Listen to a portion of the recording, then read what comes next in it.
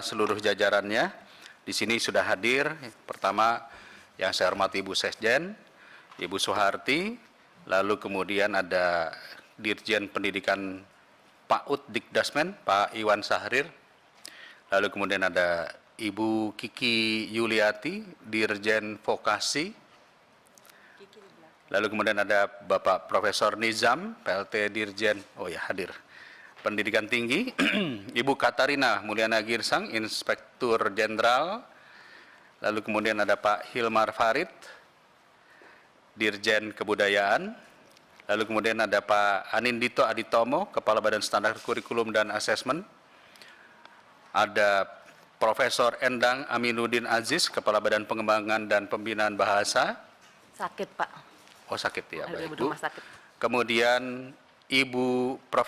Nunuk Suryani, Dirjen Tenaga Kependidikan, Sekretaris Dirjen Guru dan Tenaga Kependidikan, Bapak Hamid Muhammad, Staf Khusus Mendikbud Bidang Pembelajaran. Kemudian ada Ibu Vivi Andriani, Kepala Biro Perencanaan. Ada Bapak Subiantoro, Sekretaris Inspektur Jenderal. Bapak Dr. Sutanto, Sesdirjen PAUD Dikdasmen. Bapak Saryadi, Sesdirjen Pendidikan Vokasi. Kemudian Prof. Cicik Sri Cahyandri, Sesdirjen Dikti Ristek. Kemudian ada Dr. Andes Fitra Arda, Sesdirjen Kebudayaan. Kemudian Bapak Suhadi, Sesdirjen Badan Standar Kurikulum dan Asesmen. Bapak Hafiz Muksin, Badan Pengembangan dan Pembinaan Bahasa. Dan kemudian juga ada dari Inspektur 1 Pak Muhammad Wiyanto, Inspektur 2 Pak Sutoyo, Inspektur 3 Dr. Andes Bernard Purba, Inspektur 4 Bapak Masrul Latif, dan masih banyak lagi, tentu saya tidak sebutkan satu persatu. Bapak dan Ibu pimpinan, Ibu Hetiva yang kami hormati, dan seluruh anggota yang saya cintai, saya banggakan. Alhamdulillah sudah kumpul semua. Izinkan saya membuka rapat ini dengan membaca Bismillah. Bismillahirrahmanirrahim. Rapat kerja hari ini adalah rapat kerja kita yang pertama di tahun 2023. Untuk itu kami mengucapkan selamat tahun baru dan juga gongsi facai bagi Bapak Ibu semua yang merayakan Imlek tentunya. Ada Pak Sofiantan. Masih Imlekan ya? Masih Sincia. Baik. Untuk sementara jadwal waktu saya tetapkan sampai pukul jam 12. Apakah bisa disetujui kawan-kawan? Oke. Mas Menteri yang saya hormati, pada dasarnya pada poin hari ini kita melaksanakan agenda rapat kerja, yaitu evaluasi program kerja tahun anggaran 2022, kemudian persiapan pelaksanaan program kerja tahun anggaran 2023, dan lain-lain. Tentu nanti akan ada beberapa pertanyaan-pertanyaan, hal-hal yang perlu kita pertanyakan. Ya. Yang jelas bahwa sesuai dengan kewenangan dan tugas daripada DPR RI, bahwa salah satu fungsinya adalah pembahasan mengenai anggaran dan fungsi pengawasan budgeting terhadap pelaksanaan daripada program-program kerja yang sudah dilakukan di 2022. Evaluasi program kerja anggaran 2022 pada Raker tanggal 10 November, realisasi anggaran Kemendikbudristek RI pada APBN tahun anggaran 2022 per 9 November baru mencapai 71,58% atau sebesar 61.357.216.000 rupiah. Dari Pagu sebesar 85.713.217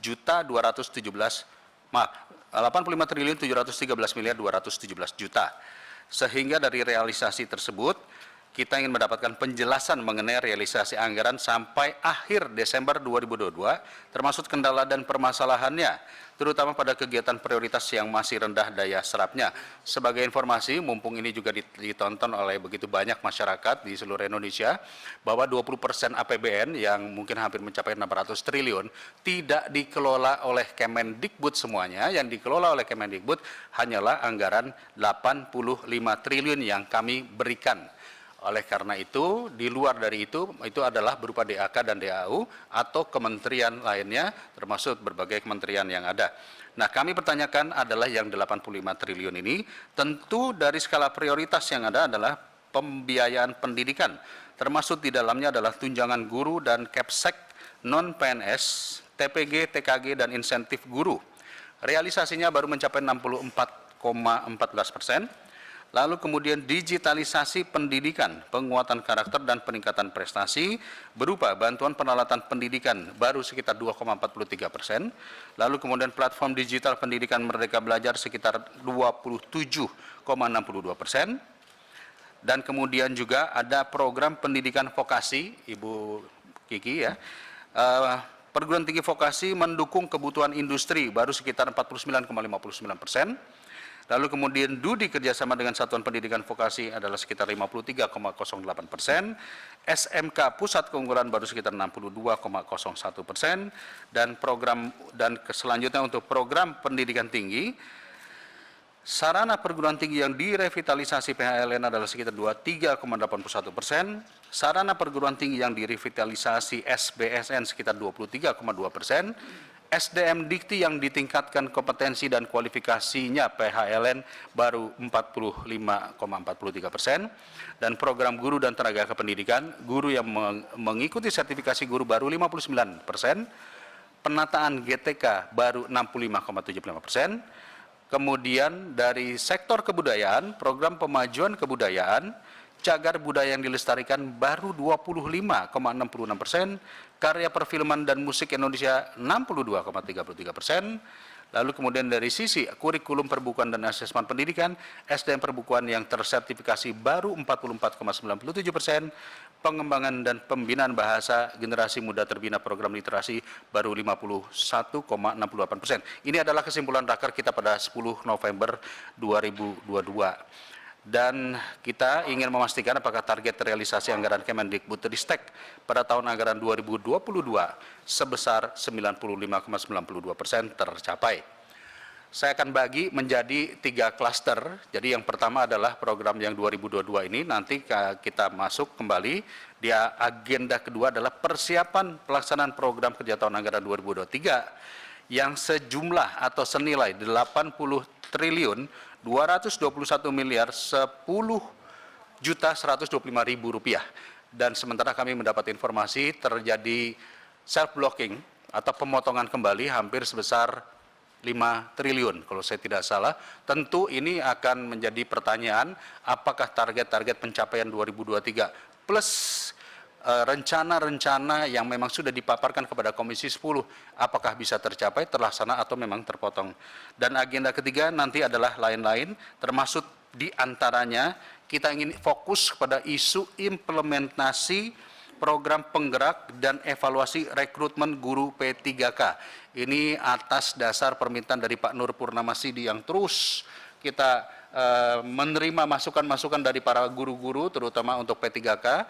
Termasuk Mas Menteri, dengan segala hormat kami harus bertanya apa yang sudah disampaikan Mas Menteri dalam ulang tahun PGRI, rencana bahwa jika formasi tidak disiapkan oleh daerah maka pemerintah pusatlah yang menyiapkan. Tentu ini menjadi pertanyaan-pertanyaan dan kita ingin ada semacam pendalaman atau apapun bentuknya, karena kami tahu ini adalah lintas kementerian, tentu kita harus menyiapkan segala bentuk klarifikasinya.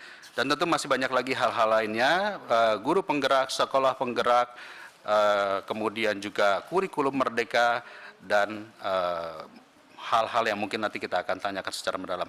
Mungkin demikian yang bisa saya sampaikan. Kami persilakan Mas Menteri untuk memberikan jawaban atas paparan kita hari ini. Silakan Mas Menteri. Assalamualaikum warahmatullahi wabarakatuh. Terima kasih Pak Dede untuk penjelasannya. Terima kasih kepada Ketua Pimpinan Komisi 10 dan anggota untuk beberapa masukannya. Hari ini kita akan menjelaskan, izinkan saya melakukan paparan mengenai evaluasi program kerja dan anggaran tahun 2022, baik dari capaian kinerja maupun kinerja anggaran Kemendikbudristek. Kalau bisa langsung dipaparkan, kita bisa langsung masuk ke halaman 4.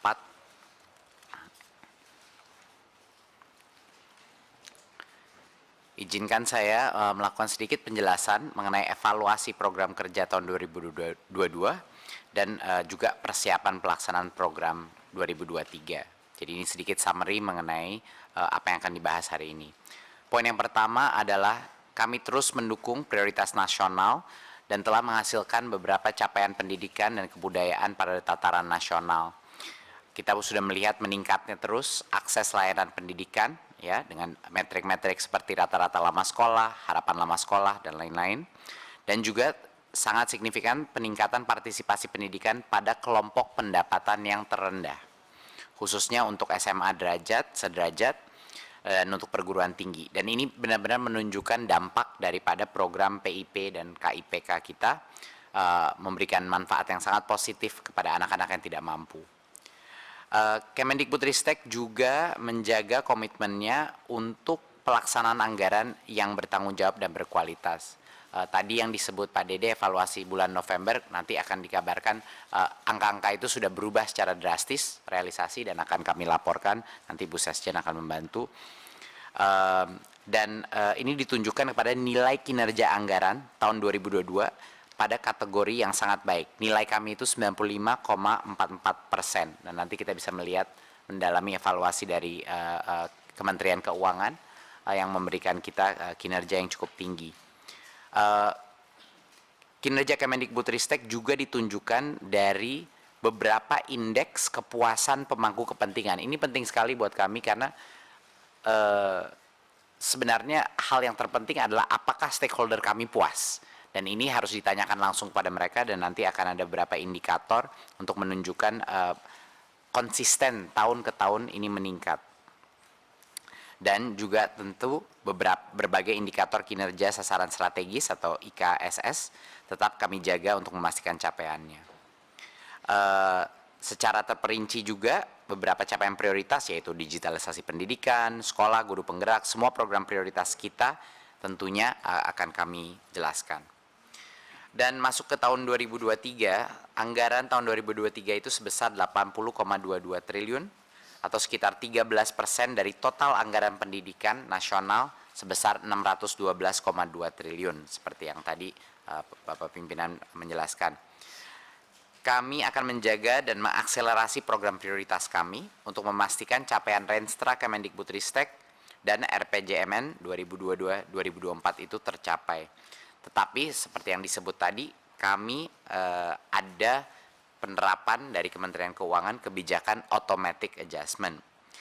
Automatic adjustment ini bukan anggaran dipotong, tapi ini pemblokiran anggaran sebesar sekitar sedikit lebih kurang dari 5 triliun. Tapi penerapan kebijakan automatic adjustment ini akan mempengaruhi pelaksanaan kegiatan-kegiatan yang sifatnya prioritas dan urgen. Jadi kami mengusulkan kepada Kementerian Keuangan untuk melakukan penyesuaian strategi penerapan kebijakan ini sehingga program-program prioritas kami tetap dapat dilakukan dan tidak terganggu implementasinya menjelang pembukaan blokir pada bagian kedua tahun 2023.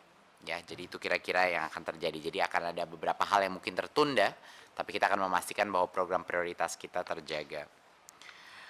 Dengan semua keterbatasan anggaran ini, kami mengusulkan pengalihan sebagian kegiatan ini kepada LPDP yang saat ini sebenarnya mendapat surplus anggaran. LPDP itu setiap tahun meningkat dan mereka ada surplus di situ. Jadi kami akan mengajukan bahwa banyak dari hal-hal yang mungkin program prioritas kita yang tidak cukup dengan APBN bisa juga didukung oleh LPDP. Dan tentunya anggaran dalam DIPA yang kegiatannya diusulkan melalui LPDP kami usulkan juga untuk menambah alokasi PIP dari sana. Kami juga sangat memohon bantuan Komisi 10 untuk pengusulan tambahan anggaran untuk dapat memenuhi kegiatan anggaran yang saat ini belum memadai. Tapi kami berkomitmen juga untuk melaksanakan pelaksanaan DAK fisik dan DAK non fisik di tahun 2023. Ya. Itu total sebesar 128 triliun, di mana 15,82 triliun itu DAK fisik dan non fisik 112,85 triliun. Untuk mendalami beberapa capaian-capaian target-target Kemendikbudristek. Saya ingin mempersilahkan Bu Sekjen untuk mendalami beberapa halaman tersebut. Terima kasih. Terima kasih Pak Menteri, Bapak Ibu pimpinan dan anggota Komisi 10 yang kami hormati. Izinkan saya menambahkan beberapa capaian outcomes yang sudah dicapai pada tahun 2022 dan sebagian 2021 karena angka 2022 yang belum keluar. Pertama terkait dengan akses layanan pendidikan. Rata-rata lama sekolah penduduk Indonesia sudah meningkat menjadi 8,69%. Ini adalah rata-rata pendidikan penduduk usia 24 tahun ke atas. Namun untuk harapan lama sekolah, yaitu rata-rata lama sekolah yang diperkirakan akan dicapai anak-anak yang masuk tahun 2022 yang umurnya 7 tahun, itu sekitar 13,1%. Artinya anak-anak umur 7 tahun sekarang diperkirakan sudah mengikuti pendidikan tinggi. Kemudian yang terkait dengan penyelesaian pendidikan sudah meningkat, rata-rata juga demikian. Angka partisipasi murni meningkat. Ini angka partisipasi murni adalah rata-rata persentase pendidikan anak-anak sesuai dengan umur masing-masing. Jadi misalnya untuk SD, anak usia 7-12 tahun yang ada di SD atau sederajat itu sekitar 97,9. Untuk SMP anak usia 13-15 tahun di 80,9 dan untuk anak SMA 62%. Ini bukan angka partisipasi kasar. Kalau underage dan overage dihitung maka menjadi angka partisipasi kasar yang datanya menunjukkan perbaikan juga. Bahkan seperti yang disampaikan oleh Pak Menteri tadi, kelompok pendapatan terendah meningkat partisipasinya. Jadi terlepas bahwa ada pandemi kemarin dengan berbagai macam bantuan yang diberikan, dukungan termasuk bantuan sosial yang dibantu oleh Bapak dan Ibu pimpinan dan anggota Dewan di dalam memastikan penduduk miskin untuk mendapatkan layanan ini meningkat. Jadi rasio penduduk miskin dan penduduk kaya dalam partisipasi pendidikan semakin berkurang. Kemudian berikutnya terkait dengan perkembangan tata kelola, Kemendikbudristek mendapatkan opini laporan keuangan yang WTP, jadi 9 kali berturut-turut, itu suatu capaian juga yang kami harapkan tahun 2022 nanti juga akan WTP. Secara nilai juga mengalami perbaikan di 2021 mencapai 78,79 untuk reformasi birokrasi, kemudian untuk akuntabilitas kinerja juga demikian.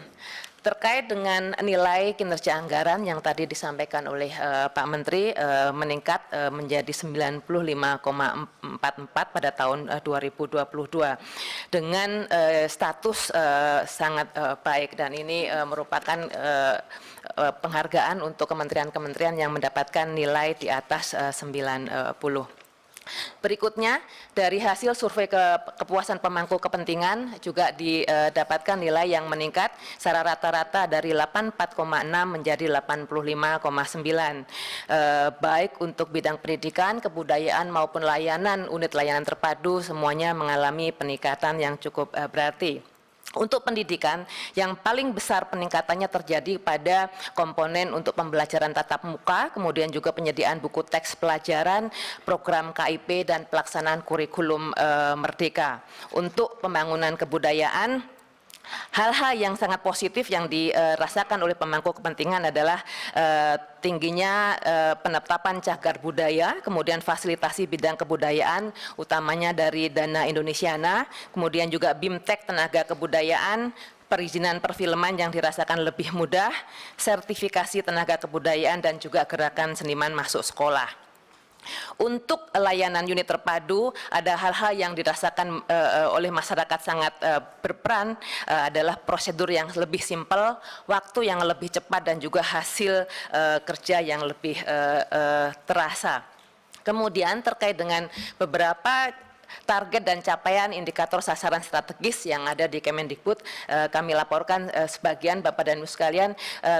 Pertama terkait dengan meningkatnya pemerataan layanan pendidikan. Jadi angka kesiapan sekolah sudah mencapai 74,34 pada tahun 2022. Kemudian angka partisipasi sekolah untuk 7-12 tahun di angka 99,1%. Memang sebagian anak-anak yang benar-benar tidak bisa masuk sekolah baik formal maupun non formal adalah anak-anak yang sudah dalam kondisi tertentu yang sudah tidak memungkinkan masuk sekolah, termasuk yang disabilitas yang sudah kita tingkatkan melalui pendidikan inklusif, tetapi masih ada sebagian yang tidak masuk sekolah. Jumlahnya kecil 0,9%. Kemudian angka partisipasi sekolah untuk kelompok 13-15 tahun 95,9% sudah universal di atas 95%. Untuk angka partisipasi kasar untuk jenjang pendidikan menengah juga di angka 85,49% dengan dukungan lebih banyak oleh Pemda dan dibukanya menu DAK untuk daerah-daerah yang belum ada sekolah menengahnya. Diharapkan daerah-daerah juga lebih mampu lagi membangun sekolah-sekolah baru jenjang pendidikan menengah. Kemudian terkait dengan nilai kualitas lingkungan belajar PAUD meningkat menjadi 0,53. Literasi dan numerasi juga terus ditingkatkan sebagaimana yang selalu disampaikan oleh Pak Menteri bahwa kita meningkatkan kualitas pembelajaran untuk memastikan bahwa literasi dan numerasi inilah yang menjadi fokus di dalam pembelajaran. Angkanya meningkat menjadi 59,49 dan 45,24 untuk hasil tahun 2022 yang dilaksanakan surveinya kemarin di akhir tahun sedang dalam proses perhitungan. Kemudian terkait dengan kualitas pembelajaran, kami sampaikan bahwa untuk sekolah-sekolah yang dengan indeks karakter, indeks iklim keamanan sekolah, dan indeks inklusivitas juga sudah di angka 27,5%. Ini adalah indikator-indikator baru yang diperkenalkan di dalam Renstra terbaru. Kemudian guru yang sudah profesional mencapai 50,94, lebih tinggi daripada target kita di angka 47,8. Kemudian peserta didik yang berprestasi yang difasilitasi kelangsungan karirnya di angka 7,6%,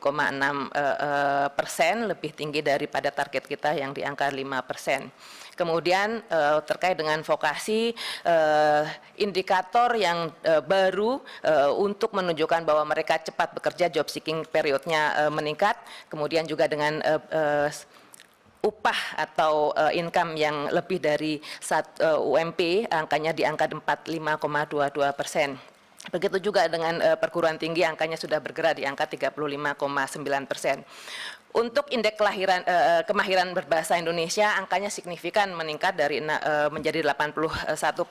Ada beberapa indikasi Bapak dan Ibu sekalian kami sampaikan terjadi peningkatan kemahiran membaca, mendengarkan, menulis dan berbicara, dan karena UKBI ini juga digunakan oleh sekolah di dalam mengukur pembelajaran dan kemudian dijadikan sebagai basis di dalam perencanaan pembelajaran. Kami laporkan bahwa dalam 2 tahun terakhir sejak Januari tahun 2021, peserta UKBI ini meningkat luar biasa.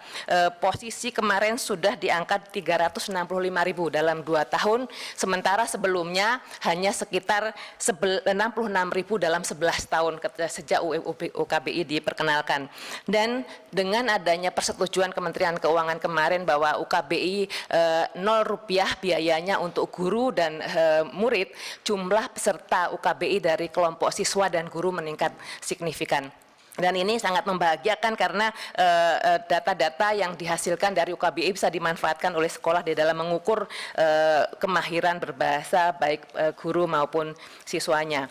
Untuk indeks pembangunan kebudayaan, angkanya memang 51,9, lebih rendah dari target.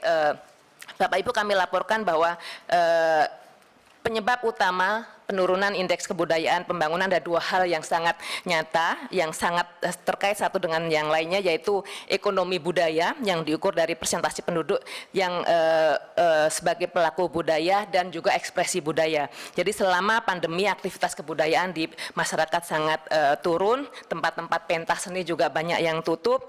Meskipun kemarin sudah dibuka, tetapi dengan prokes yang amat ketat. Tentu dengan dukungan dari Kemendikbudristek termasuk melalui dana abadi kebudayaan sangat membantu seniman untuk berkreasi, tetapi tentu tidak dapat mengkompensasi seluruh penurunan yang terjadi di masyarakat.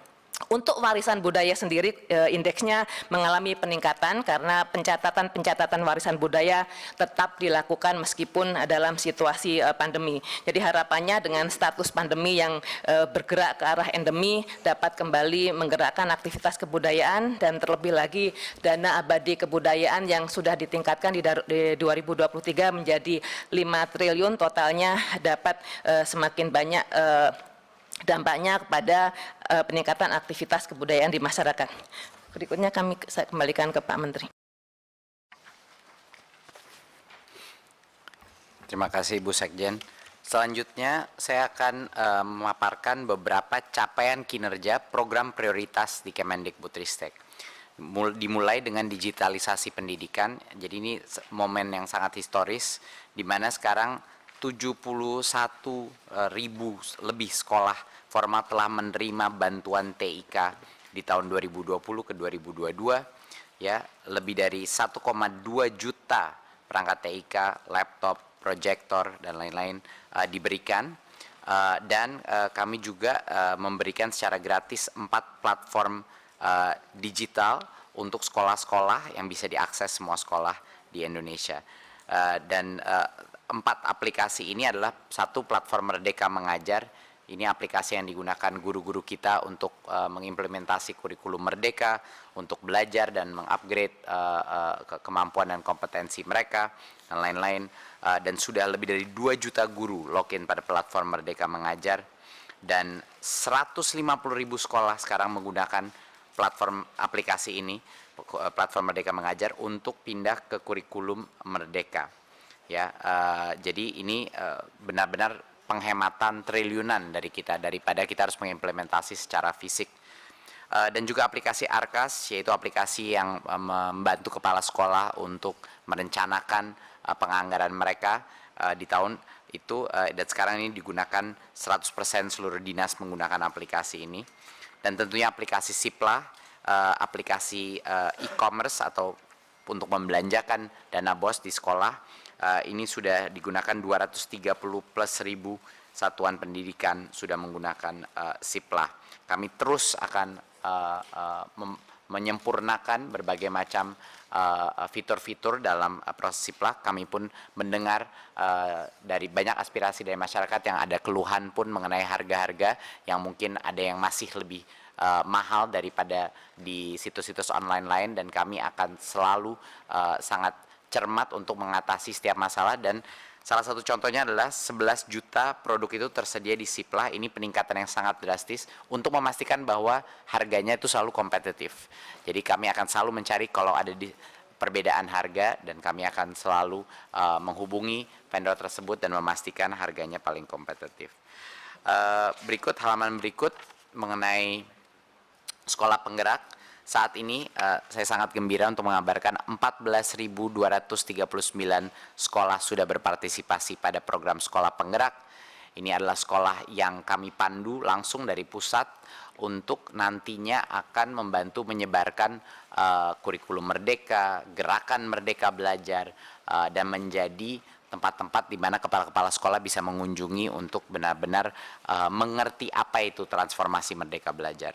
Tentunya implementasi kurikulum Merdeka itu sangat cepat, di mana 156.000 sekolah terdaftar mengimplementasinya menggunakan aplikasi mayoritas dari mereka. Dan kita saat ini sudah lebih dari 56.000 guru penggerak yang mendorong proses transformasi di masing-masing sekolah. Dan 109.000 guru telah mengikuti program PPG, dan saat ini hampir 300.000 guru honorer sudah menjadi P3K. Ya, ini beberapa capaian-capaian yang sangat besar. Dari sisi literasi, belum pernah kita melakukan distribusi eksemplar buku bacaan sebanyak ini.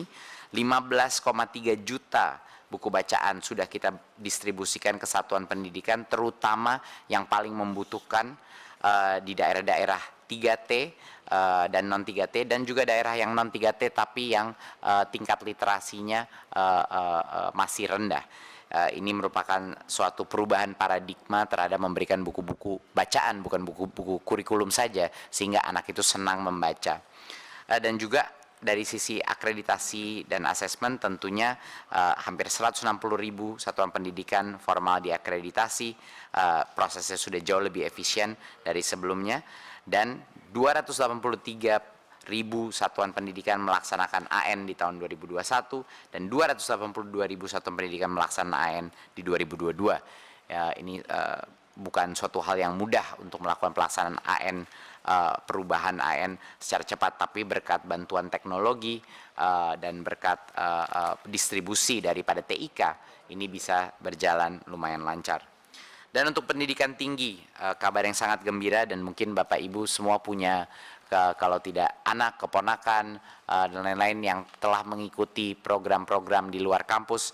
Saat ini saya sangat senang, hampir 500.000 mahasiswa sudah mengikuti studi di luar kampus, merubah hidupnya, merubah rasa kepercayaan dirinya, belajar kompetensi-kompetensi dari perusahaan-perusahaan, kompetensi mengajar di lapangan, dan lain-lain yang benar-benar mengembangkan daya kepemimpinan dan semangat sosialnya kepada Indonesia. Dan juga kita sudah mencapai 1,24 triliun dana padanan dari pihak industri dalam proyek kerjasama Kedaireka. Jadi kami berhasil menemukan insentif yang akhirnya sukses. Bagaimana caranya menarik industri untuk investasi di dalam perguruan tinggi kita, baik itu riset dan inovasi. Dana padanan adalah program insentif yang tersukses yang pernah kita lakukan untuk mengundang industri masuk dalam dunia pendidikan. Kita ada 10 PTNBH baru, sangat kabar gembira bahwa PTN kita masuk ke tahap berikutnya untuk menjadi lebih mandiri, dan juga banyak sekali program-program studi yang sudah diakreditasi, dan 1.454 prodi kita yang mengalami inovasi pembelajaran digital. Ini sungguh besar dampak transformasi digital, apalagi di masa COVID. Jadi ini benar-benar suatu hal yang merubah paradigma pembelajaran kita. Di vokasi, sudah 1.400 SMK melaksanakan program SMK Pusat Keunggulan, dan ini sudah mewakili angka yang sangat besar daripada jumlah anak SMK kita, walaupun mungkin angkanya kecil, tapi ini SMK-SMK yang besar kapasitasnya. Jadi ini mewakili banyak sekali proporsi daripada anak-anak SMK kita. Dan sudah 1,4 juta siswa ini menerima manfaat dalam program SMK Pusat Keunggulan. Dan kabar gembira juga, industri telah melakukan investasi 400 hampir 440 M ke dalam program-program SMK ini. Jadi kita juga punya dana padanan atau matching fund, bukan hanya untuk perguruan tinggi tapi untuk SMK juga, dan ternyata industri aktif berpartisipasi dan ingin mengeluarkan sumber daya mereka untuk SMK kita. Ya, tentunya ada berbagai macam program PKK dan PKW kita yang terus meningkat, tentunya dengan pelatihan-pelatihan yang kita laksanakan. Dan dari aspek pembiayaan pendidikan, lebih dari 10.000 siswa menerima bantuan ADEM dari tahun 2020 sampai 2022, dan hampir 18 juta siswa mendapat bantuan PIP pada tahun 2022, 780.000 siswa mendapat bantuan KIPK, KIP kuliah pada tahun 2022, dan 8.245 mahasiswa mendapat bantuan adik pada tahun 2022. Dari aspek dana BOS, BOP PAUD, dan BOP kesetaraan, seperti yang kita tahu, kebijakan kita telah berhasil melakukan salur langsung dana BOS langsung kepada sekolah. Ini mengurangi keterlambatan sebesar 32%. Jadi dulu itu sering sekali terjadi keterlambatan BOS, banyak orang tua harus menomboki dulu biaya di sekolah karena kepala sekolahnya tidak mampu dalam aspek biaya operasional. Sekarang sudah jauh lebih cepat, 3 minggu lebih cepat rata-rata dibandingkan tahun 2019. Dan salur langsung BOP PAUD juga mulai tahun lalu kita melaksanakannya, dan ini mengurangi keterlambatan 1 bulan lebih cepat. Ya, dan tentunya BOS Majemuk dan BOP Majemuk sudah kita implementasikan untuk memastikan sekolah-sekolah di daerah yang paling terpencil, daerah yang tingkat ekonominya paling membutuhkan itu menerima bantuan jauh lebih banyak. Perencanaan berbasis data adalah suatu proses berdasarkan hasil AN yang kita melatih berbagai macam Pemda, berbagai macam kepala sekolah untuk bisa melakukan perencanaan berbasis data. Dengan data AN yang begitu detail, ini kita berhasil kita melakukannya kepada 100% dari 548 Pemda yang telah melakukan BIMTEK terhadap perencanaan berbasis data. Dan tentunya dengan platform kita Rapor Pendidikan, semua sekolah, semua kepala dinas, semua kepala daerah bisa sekarang melihat per sekolah data dengan sangat rinci bagaimana kinerja sekolah-sekolah mereka. Dalam aspek revitalisasi bahasa daerah, kami dari 157 kabupaten kota di 13 provinsi sudah melaksanakan revitalisasi bahasa daerah untuk mendorong penggunaan bahasa-bahasa daerah. Ya, 39 bahasa daerah sudah direvitalisasi dan berbagai macam SDM yang telah kita kerahkan di lapangan untuk mendukung revitalisasi bahasa daerah. Untuk dari aspek kebudayaan, 485 cagar budaya yang sudah ditetapkan, 718 warisan budaya tak benda, dan 22.771 cagar budaya yang dilestarikan. Dan tentunya dari sisi event, karena sekarang kita sudah mulai pemulihan dari COVID, 447 event budaya yang dikembangkan dan dimanfaatkan. Untuk selanjutnya saya akan mempersilahkan masing-masing eselon 1 untuk menjelaskan sedikit lebih rinci capaian program prioritas dari masing-masing direktorat. Silakan. Ya. Izin Pak Menteri, kami melaporkan terkait beberapa kegiatan yang dibiayai melalui Sekretariat Jenderal, utamanya dari program PIP dan KIP, sebagaimana Bapak kami laporkan sebelumnya terkait dengan anggaran, semuanya sudah dikirimkan. Namun demikian, sebagaimana pertanyaan Bapak dan Ibu dalam raker yang lalu, bagaimana dengan aktivasinya? Jadi kami laporkan bahwa pertengahan bulan Desember kemarin masih ada 7,8% siswa yang belum melakukan aktivasi dengan berbagai macam kegiatan yang kami lakukan, termasuk koordinasi dengan bank penyalur, dengan Pemda. Kami mengirimkan surat edaran ke semua pemerintah daerah, baik itu provinsi maupun kabupaten kota. Kemudian kami juga berkoordinasi dengan Kementerian Dalam Negeri.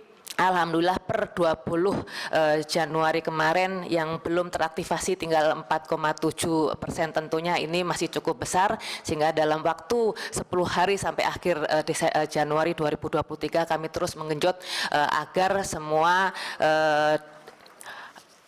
akun menjadi teraktivasi. Angka di posisi di 20 Januari kemarin sudah jauh lebih rendah daripada yang tidak teraktivasi di tahun 2021.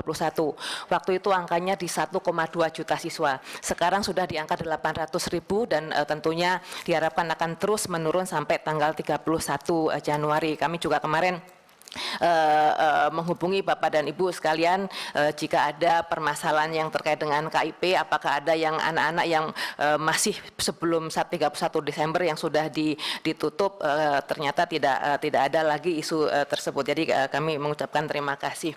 Kemudian terkait dengan tunjangan guru dan Kepsek non PNS yang tadi disampaikan Bapak Pimpinan, posisinya penyerapannya sudah di angka 98,3%. Kemudian penerima adik kami laporkan bahwa memang penyerapannya di angka 78%, belum bisa 100% karena kami laporkan anak-anak yang masuk di dalam program adik itu adalah mereka-mereka dari daerah tertinggal, utamanya paling banyak dari Papua, dan dari sebagian dari mereka kemarin sempat tidak lapor diri pada waktu pencairan yang berikutnya. Jadi kami koordinasi dengan masing-masing perguruan tinggi tempat mahasiswa-mahasiswa adik itu kuliah untuk memastikan mereka tetap ada di dalam sistem dan tidak drop out. Untuk yang penerima ADEM, sudah semuanya lanjut melanjutkan pendidikan, tidak ada yang drop out. Untuk layanan penguatan karakter, kemudian juga pengembangan prestasi kami dilakukan melalui berbagai macam ajang talenta, termasuk berbagai macam olimpiade internasional yang diikuti oleh anak-anak Indonesia dengan prestasi yang cukup, dan 42 ajang yang dilakukan di Indonesia. Banyak sekali talenta-talenta yang ditemukan, dan sebagian kita beri kesempatan untuk melanjutkan pendidikan ke jenjang yang lebih tinggi melalui beasiswa Indonesia Maju. Untuk platform digital pendidikan tadi sudah disampaikan oleh Pak Menteri. Demikian tambahan yang dari Sekjen, Pak. Terima kasih.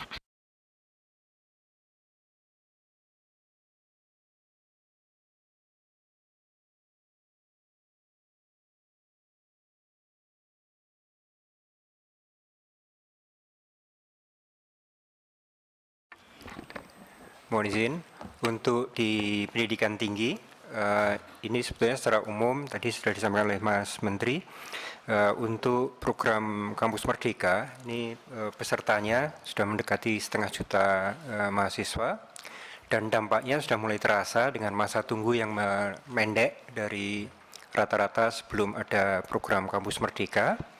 Kemudian juga penghasilan pertama dari lulusan yang mengikuti program Kampus Merdeka ini meningkat sangat signifikan. Dan program Kampus Merdeka yang kita selenggarakan itu Izin sudah... Pak, maaf saya potong. Ada tampilannya? Baik, itu Masih untuk di sini melengkapi, ya? ya betul, untuk melengkapi apa yang tadi disampaikan oleh Mas Menteri. Kemudian Oke, baik. untuk tambahan penjelasan tentang program-program di Direktorat Jenderal Pendidikan Tinggi dan Teknologi. Pertama, untuk pengembangan sarana prasarana melalui PHLN dan SPSN ini memang terkendala karena memang untuk pendanaan dengan hibah internasional itu kendala untuk persetujuan atas proses lelang itu cukup panjang dan kadang terjadi hal yang tidak sesuai dengan regulasi di dalam negeri. Nah, sehingga pada pengembangan sarana pendanaan dengan PHLN di tahun 2022 itu ada 2 proyek PHLN yang terpaksa kita hentikan karena tidak sesuai dengan peraturan di dalam negeri. Kemudian demikian pula dengan SPSN itu ada beberapa kendala terkait dengan pengadaan tanah yang ternyata belum sesuai dengan artinya belum sertifikatnya belum sepenuhnya dialihkan ke Kementerian Dikbudristek, sehingga ada 1 proyek yang terpaksa dilanjutkan di tahun 2023. Sementara untuk program yang lain itu rata-rata capaiannya sudah sesuai dengan target, baik untuk peningkatan SDM melalui studi lanjut bergelar maupun juga untuk program-program kewirausahaan mahasiswa, kemudian juga untuk program untuk pemberdayaan masyarakat ini melalui pengabdian kepada masyarakat. Demikian pula juga dengan revitalisasi LPTK. Sasaran-sasaran yang kita targetkan sudah sesuai dengan apa yang kita rencanakan, bahkan lebih tinggi dari sisi sasarannya, meskipun anggarannya bisa lebih kita efisienkan. Kemudian juga untuk akreditasi, ini baik melalui BAN PT maupun melalui LAM, karena untuk LAM meskipun pendanaannya di luar APBN, tetapi kita memberikan bantuan pada PTS yang kesulitan di dalam membiayai akreditasi tersebut, dan alhamdulillah juga capaiannya di atas target. Demikian pula dengan untuk pendidikan tinggi bergelar serta peningkatan program studi dengan inovasi pembelajaran digital, ini kita berikan dukungan pendanaan bagi PTN dan terutama PTS. Kemudian juga untuk beasiswa KNB ini sebagai bagian dari diplomasi, soft diplomasi kita, ini terus kita selenggarakan karena kemanfaatannya cukup tinggi bagi membangun diplomasi internasional. Hanya di tahun 2022 ada beberapa kendala, mahasiswa yang sudah kita terima tapi ada masalah di negaranya sehingga kesulitan untuk bisa keluar dari negaranya untuk belajar di Indonesia. Di samping apa yang ada di sini juga ada beberapa program terkait dengan riset dan pengabdian kepada masyarakat, di mana capaian untuk hasil paten, hasil publikasi itu terus meningkat. Di tahun ini ada 56.000 publikasi yang telah dihasilkan oleh perguruan tinggi kita dan dipublikasi secara internasional maupun di jurnal-jurnal yang sudah terakreditasi.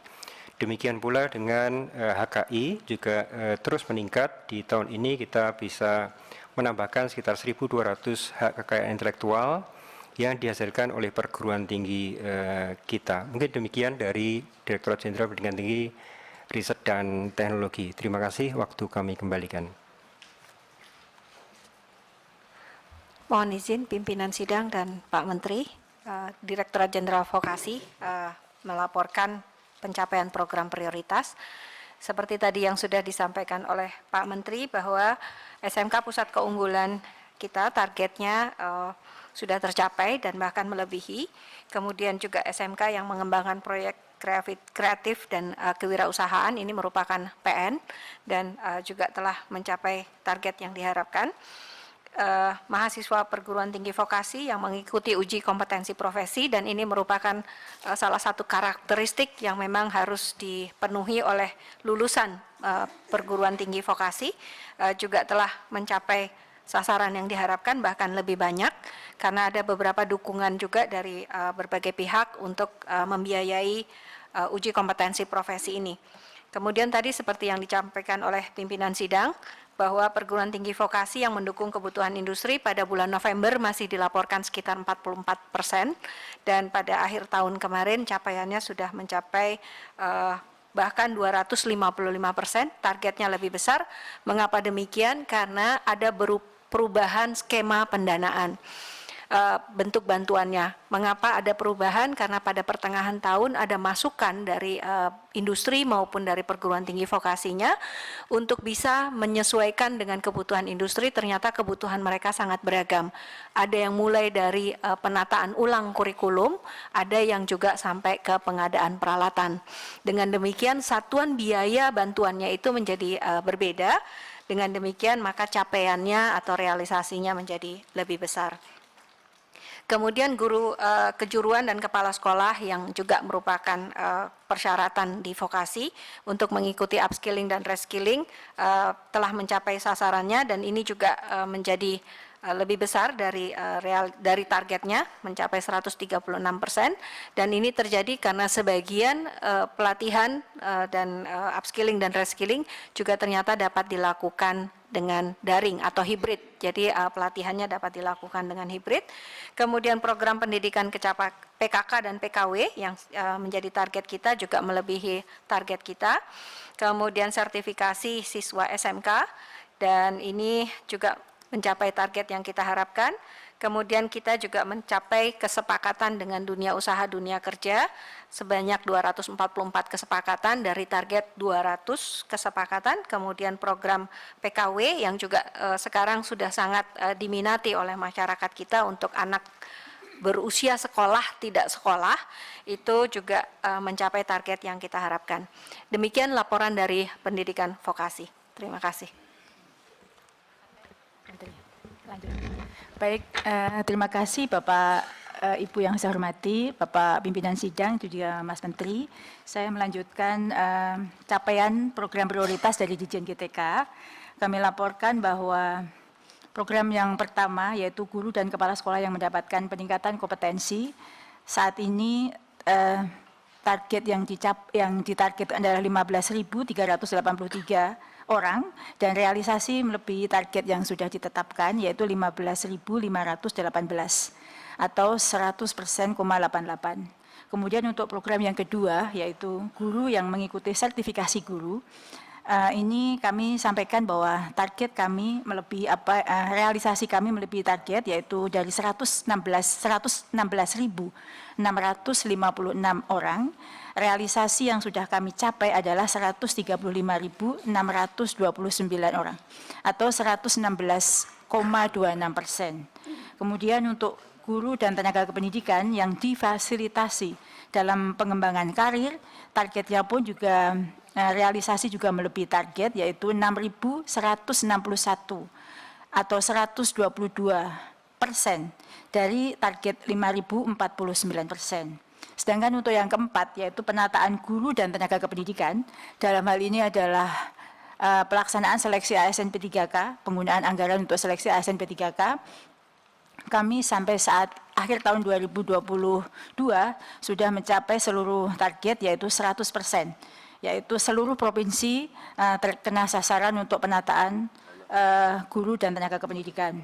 Kemudian yang kelima yaitu fasilitator dan pendamping PGP yang mendapatkan peningkatan kompetensi, target yang ditetapkan sudah kami capai yaitu 100%.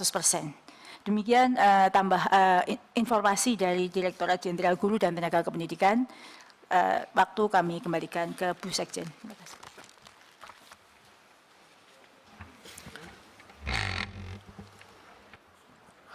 Baik, izin melanjutkan mengenai kebudayaan. Di sini ada 8 program prioritas yang masuk di dalam program prioritas dari Kemdikbud, dan saya akan urat satu persatu ya. Jadi Pertama itu ada kegiatan nilai budaya yang dikembangkan dan dimanfaatkan. Ini umumnya adalah kegiatan-kegiatan dilakukan oleh UPT, unit pelaksana teknis kita di lapangan, khususnya yang terkait dengan nilai budaya. Dan serapannya memang 97,65, agak kurang sedikit karena hampir seluruh kegiatannya itu dilelang dan sisa lelangnya itu tidak bisa dipindah. Ya, jadi memang berakhir dengan selesainya kegiatan itu. Untuk cagar budaya yang dilestarikan ini semua terkait inventarisasi, pencatatan, dokumentasi, dan juga beberapa pemugaran di beberapa unit. Dan ini capaiannya sama biasanya karena ada problem dengan lelang yang tidak bisa sisa lelang yang tidak bisa dipindahkan. Untuk yang ketiga ada peningkatan yang cukup signifikan kunjungan di museum, dan itu antara lain karena pelonggaran dari PPKM ya di tahun ini yang sangat signifikan pengaruhnya terhadap kegiatan kebudayaan di lapangan. Untuk keempat itu ada tenaga bidang kebudayaan dan sertifikasi, sekaligus dengan yang kelima ini adalah layanan yang kita berikan, dan yang beneficiaries-nya yang utama adalah para pelaku dan juga teman-teman dari Pemda. Karena ada banyak sekali Pemda yang belum memiliki tim ahli cagar budaya maupun tim ahli warisan budaya tak benda. Dan banyak dari mereka mengeluh belum ada biaya untuk meningkatkan kapasitas pelatihan dan juga melakukan sertifikasi, sehingga ada pendukungan dari kita. Untuk Desa Pemajuan Kebudayaan ini saya kira cukup signifikan, dan salah satu kasus yang berhasil ini di Borobudur. Ya, ada 20 desa di sekitar Borobudur, dan ketika Borobudur ditetapkan menjadi destinasi pariwisata super prioritas, tugas kami memastikan bahwa desa-desa yang ada di sekeliling destinasi prioritas ini juga bisa ikut merasakan manfaatnya. Jadi kegiatan kita pusatkan di sana, dan sekarang ini sudah ada, boleh dibilang, sinergi ya di antara berbagai pemangku kepentingan yang ada di Borobudur. Untuk yang ketujuh, karya perfilman musik, itu berita baiknya adalah cukup atau semakin banyak sekarang ini karya film Indonesia mendapat penghargaan internasional di festival-festival yang memang katakanlah kelasnya itu seperti Locarno, Berlinale. Akhir pekan ini kita akan ada di Rotterdam International Film Festival. Jadi kehadiran dari film Indonesia di pentas internasional saya kira dalam 2-3 tahun terakhir ini sangat-sangat meningkat. Dan berita baiknya juga untuk di dalam negeri, pasar untuk film internasional juga sekarang semakin baik. Kita pecah rekor dibandingkan 2019, sekarang ada 55 juta penonton film nasional Indonesia di Indonesia sendiri. Dan itu jauh melampaui angka di tahun 2019. Dan yang terakhir, warisan budaya yang dilindungi dan ditetapkan, ini khusus untuk warisan budaya tak benda. Bapak Ibu mungkin mengikuti perkembangan seperti kebaya dan beberapa tempe dan juga reok yang sedang disiapkan untuk UNESCO. Dan dalam proses persiapannya ini ada gairah yang cukup besar di masyarakat ya untuk melakukan berbagai macam kegiatan, dan tentunya kami dari Kemdikbud mensupport kegiatan itu. Secara keseluruhan kita lihat dari angka capaian di pojok paling kanan, persentasenya untuk serapan anggarannya boleh kami bilang cukup baik untuk 5 kegiatan yang di bawah di atas 99%, sementara kekurangan seperti yang tadi disampaikan umumnya terkait dengan sisa lelang ya yang tidak dapat dipindah atau digeser ke bidang yang lain. Saya kira itu laporan bisa disampaikan. Terima kasih. Terima kasih. Izin untuk karena saat ini Kepala Badan Bahasa Pak Amin sedang sakit dan di rumah sakit, saya ingin mempersilahkan dan mohon izin untuk Pak Hafiz, Ses Badan Bahasa, untuk membacakan pencapaian program prioritas di pengembangan dan pembinaan bahasa. Terima kasih.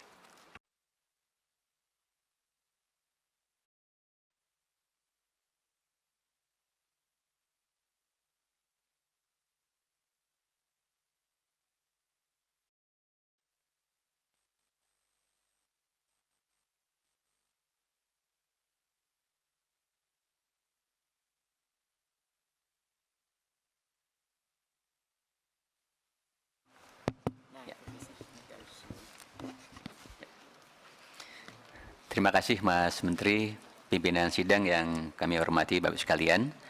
Izin melaporkan untuk capaian prioritas program di Badan Pengembangan dan Pembinaan Bahasa. Yang pertama terkait dengan generasi muda terbina, program literasi capaiannya mencapai 114% dari target sebesar 14.248. Kemudian yang kedua terkait dengan penutur bahasa terbina, ini juga dari target 8.641 terrealisir 11.892 atau 137,62%. Kemudian lembaga terfasilitasi program BIPA, ini yang tersebar kurang lebih di 50 negara, dari target 250 terrealisir 465 atau 186%. Dan yang paling membanggakan adalah penutur bahasa teruji. Dari target 83.441, ini tercapai 226.086. Ini tentunya didukung oleh fasilitas berbasis digital, sehingga OKBI Adaptif Merdeka ini bisa diikuti kapanpun dan dimanapun secara daring. Dan yang terakhir adalah partisipan pelindungan bahasa dan sastra, ini juga meningkat dari target 3.742 tercapai 4.903.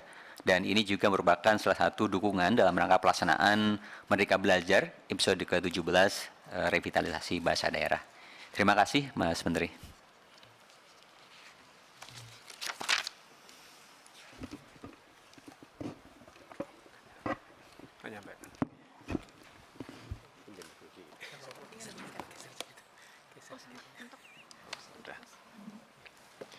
Geser saja. Terima kasih.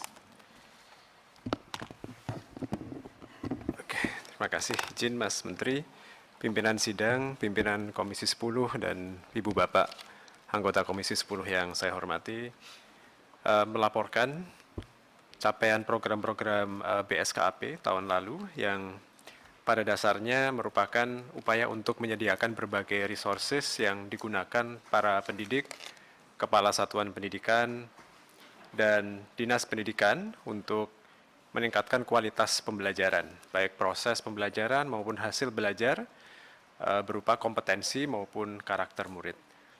Untuk para pendidik, kami menyediakan buku-buku teks yang lebih menarik, yang mendorong pembelajaran yang aktif, ini poin 1 dan 2. Kami juga melakukan penilaian terhadap buku-buku yang dihasilkan oleh penerbit swasta yang cocok untuk menjadi buku pendidikan. Dan sekaligus dalam proses itu kami membina SDM pelaku perbukuan. Misalnya untuk menulis dan membuat ilustrasi buku-buku bacaan yang menarik dan cocok untuk pembelajaran di sekolah. Kami juga mengembangkan konten kurikulum seperti capaian-capaian pembelajaran, contoh-contoh tujuan pembelajaran, untuk tiap mata pelajaran dari kelas 1 sampai kelas 12. Ini poin nomor 3, serta panduan-panduan untuk menerapkan kurikulum dan pembelajaran dan asesmen itu. Kami juga mengembangkan perangkat pembelajarannya, jadi contoh modul ajar yang bisa langsung dipakai oleh guru atau mereka adopsi disesuaikan dengan konteksnya masing-masing untuk beragam konteks. Ini juga mencakup soal-soal assessment, soal-soal literasi dan numerasi yang bisa dipakai oleh guru untuk mendiagnosis kemampuan membaca, kemampuan matematika muridnya, sehingga mereka bisa menyesuaikan kecepatan mengajar, materi pembelajaran, dan metode mengajar mereka. Semua ini kami sediakan melalui website kurikulum.kemdikbud.go.id dan juga platform Merdeka Mengajar. Untuk para kepala satuan pendidikan, kami juga menyediakan terutama melakukan asesmen nasional untuk mengukur kinerja satuan pendidikan dan Pemda yang tahun ini mulai mencakup satuan PAUD juga meskipun baru pada tahap piloting. Hasilnya ini kami tampilkan dalam platform rapor pendidikan yang bisa diakses oleh semua kepala satuan pendidikan, Dinas Pendidikan dan Pemda di seluruh Indonesia. Tentu hasil AN juga digunakan oleh kami di Kemdikbudristek untuk melakukan perencanaan, misalnya menentukan target satuan pendidikan, program literasi dan buku bacaan yang tadi sudah disampaikan, serta program kampus mengajar yang merupakan bagian dari MPKM. Poin 7 dan 8, kami juga mendukung BAN sekolah dan madrasah, serta BAN, PAUD, pendidikan nonformal untuk melakukan akreditasi sebagai bagian dari penjaminan mutu eksternal untuk mendorong perbaikan kualitas juga. Alhamdulillah sebagian besar target capaian ini tercapai dengan baik. Ada satuan pendidikan yang melaksanakan assessment itu memang tidak bisa dipaksakan untuk 100% karena sebagian terkendala teknis, infrastruktur, mengalami bencana alam atau berada di daerah-daerah yang memang belum bisa dijangkau oleh assessment nasional. Tapi untuk yang lainnya alhamdulillah lebih dari 100% tercapai dengan realisasi anggaran yang juga mendekati 100%. Demikian Mas Menteri, saya kembalikan. Terima kasih.